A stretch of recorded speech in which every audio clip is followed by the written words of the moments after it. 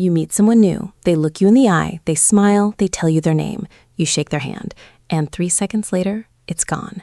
You still remember their face, the color of their jacket, that they mentioned a dog, a trip to Lisbon. You remember all of it, except the one word you actually needed, the name, vanished, like it was never there at all. Most people assume this is a personal failing. You weren't paying attention, you're just bad with names. But that's not quite right, and the real reason is far stranger than a lazy brain. Because your memory isn't failing here, it's working exactly as designed. A name is almost the single hardest thing you could ever ask it to keep, and your brain treats a person's name completely differently from every other fact about them. Here's the first clue. Researchers have measured this, and it's remarkably consistent. Out of everything you learn about a stranger, their job, their hobbies, where they live, the name is the piece you're most likely to lose. People can recall a stranger's occupation and personality, yet blank completely on the name attached to the very same face. That should be impossible if names were just ordinary information, so they must not be. Think about what a name actually is. Doctor, teacher, guitarist.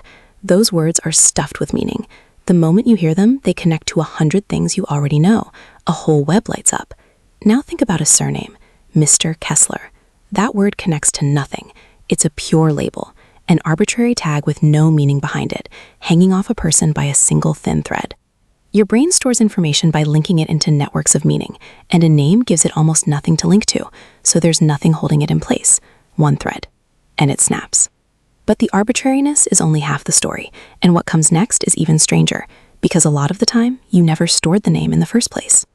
In 1973, a researcher named Malcolm Brenner documented something now called the next-in-line effect. People sat in a circle, each reading a word aloud in turn. Afterward, there was a sharp, reliable blackout for one specific word, the one right out just before their own turn. The reason is brutally simple.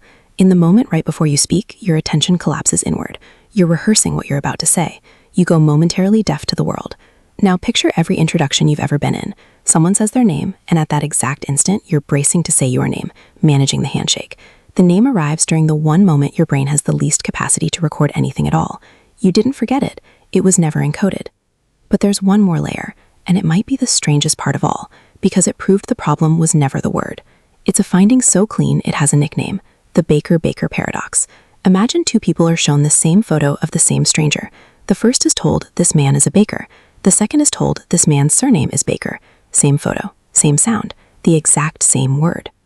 Later, both are shown the face again and asked what they were told. The person who learned he was a baker, the occupation, remembers it far more often than the person who learned his name is Baker. Sit with that. Identical word, identical face. The only difference is whether that word was a meaning or a label. As a job, Baker hooks into ovens, bread, flour, an apron, the warm smell of a morning bakery, a whole web to catch it.